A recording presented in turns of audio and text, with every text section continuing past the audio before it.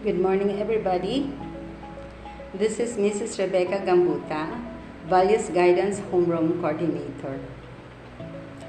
Today, I'm going to talk about proper procedure towards responsible decision making.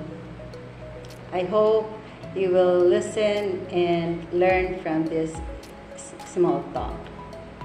What is decision making? In psychology, decision making is regarded as the cognitive process resulting in the selection of a belief or a course of action among several possible alternative options. It could be either rational or irrational. How does a decision making affect teenagers like you? This means that teens are wired to seek greater rewards and new and stimulating experiences because you guys want to experience many things and then you need to come up with a decision. With a more sensitive emotional system and a decision-making center or like what we are doing now, that is still growing. Teens sometimes make decisions that may put their well-being at risk. That's why we have advisors to help us. Why is decision-making important to teenagers like you guys? Learning and using a decision-making and problem-solving process will help teens grow towards this goal. Teens need to make more and more of the decisions affecting them. They will learn and grow from their successes and their mistakes. Your successes and your mistakes. Here are some procedures towards responsible decision making. Step 1. Identify your goal. Ano ba ang goal ninyo? Figuring out what's most important to you will help you make good decisions. When you know the reason why you are making a particular decision, it will better serve you in staying with it and defending it. Step 2. Gather information for weighing your options. We need to make several options. If the first option you feel that it's not good, then you move to the next option and so on. So, when making good decisions, it is best to gather necessary information that is directly related to the problem. Doing this will help you to better understand what needs to be done in solving the problem, and will also help to generate ideas for a possible solution. Step 3. Consider the consequence. Ano ang kahinatnan? Anong result?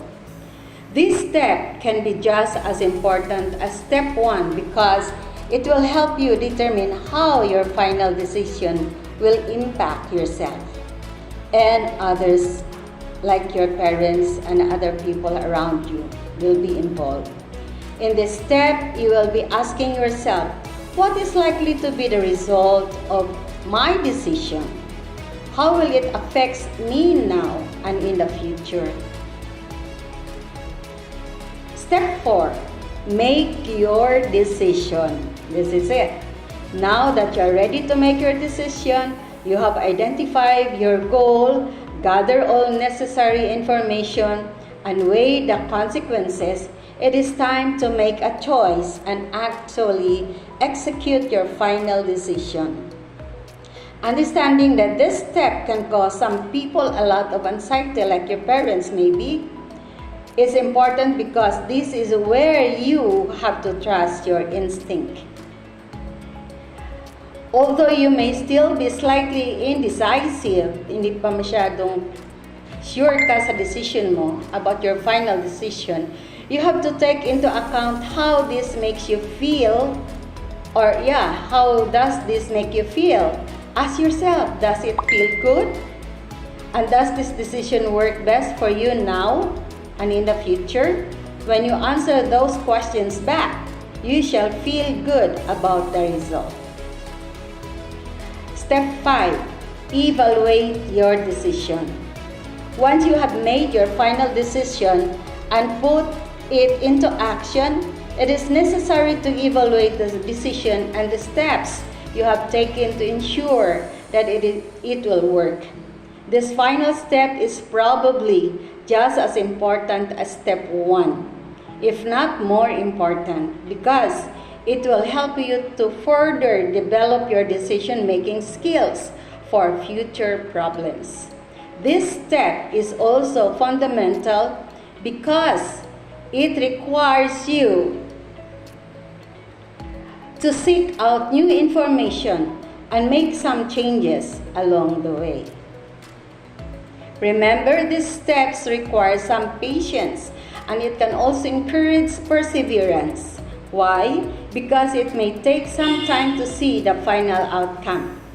Recognizing that if the first decision is not working, you may have to go back to step 2 and choose another option. Remember, guys, life is what you make it. Be responsible of your action. Thank you, and God bless you.